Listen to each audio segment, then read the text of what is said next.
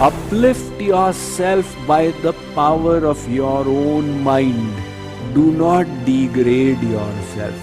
For the controlled mind will be your best friend, and the uncontrolled mind will be your own worst enemy.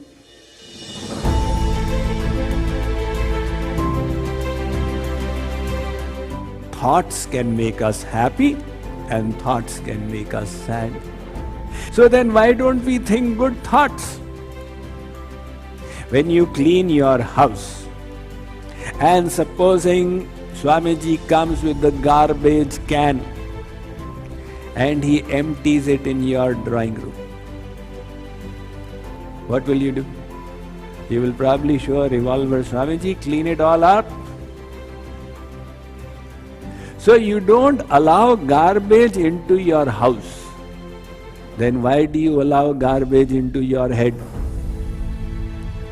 The kind of thoughts we think, oh aisa, wo aisa, wo aisi, wo aisa, all this garbage inside we keep. It is high time we get it all out, because thoughts will have consequences.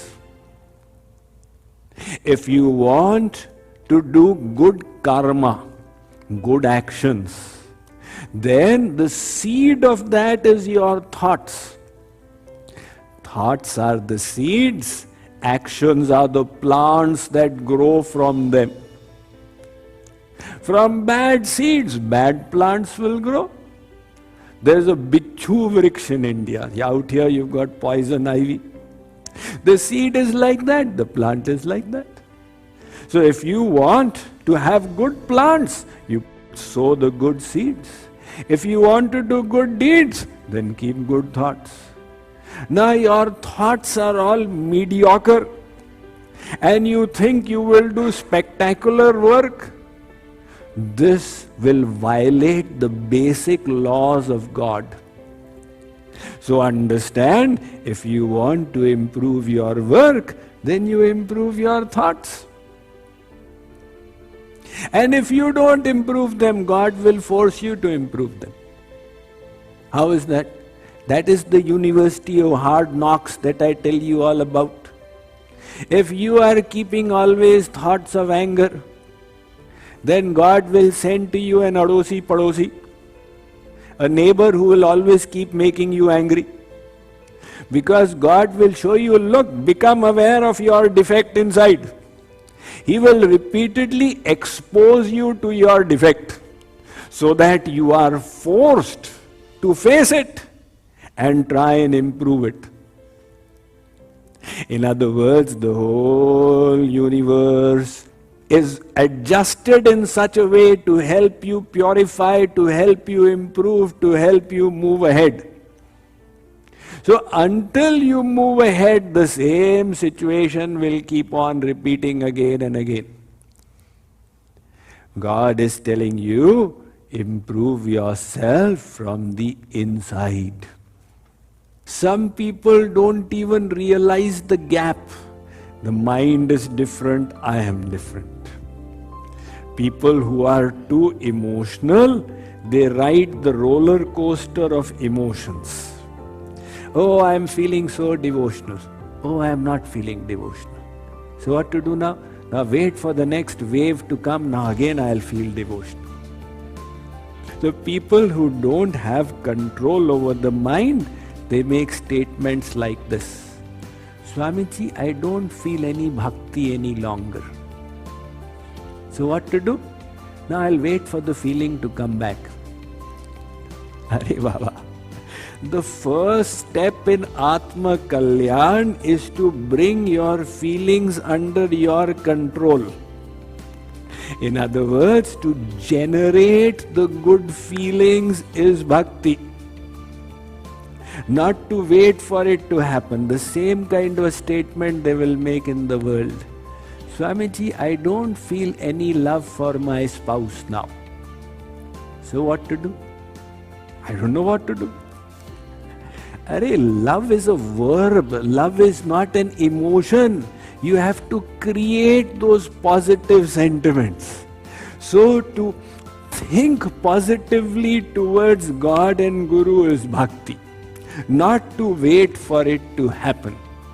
In other words, you have to take charge of your mind, and then you realize that this mind has troubled me for so many lifetimes. Now I have to become the master of my mind. And when you tap into the power of the controlled mind, it will become positive, it will become cheerful, it will become optimistic. You will get all the beneficial attitudes. In other words, those who are successful, they know how to control the mind and keep an attitude that will be helpful. And those who don't succeed, they fail in keeping positive, proper attitudes. So they get tripped by their own thoughts. That is why our job is to bring these thoughts under control. There are so many thoughts that keep impinging upon us. Where do they come from? Our own mind creates them, they don't come from anywhere. This mind is the factory of thoughts. Now, if you have worked on your mind and made it somewhat pure, it will produce for you good thoughts, nice thoughts. And if you have allowed your mind to degenerate, then the mind will create unproductive thoughts, unholy thoughts. The mind is the same.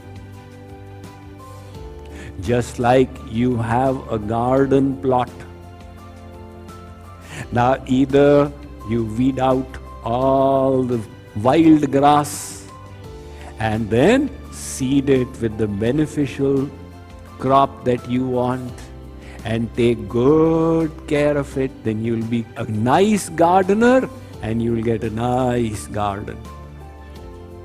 And if the gardener does not tend to the garden,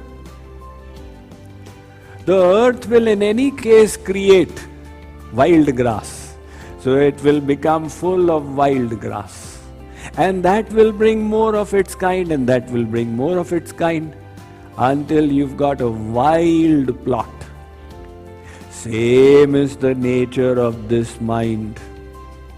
Either you tend to it, pull out the unwholesome thoughts, or you let the mind beat by itself. The mind will not be thought-free, it will create its own thoughts. And then like that wild plot, you will have a mind that will impede your own happiness, fulfillment and success. That is why we are the gardeners of our own mind. And we should be very careful to uproot thoughts that don't help us and to replace them with such thoughts that can transform us.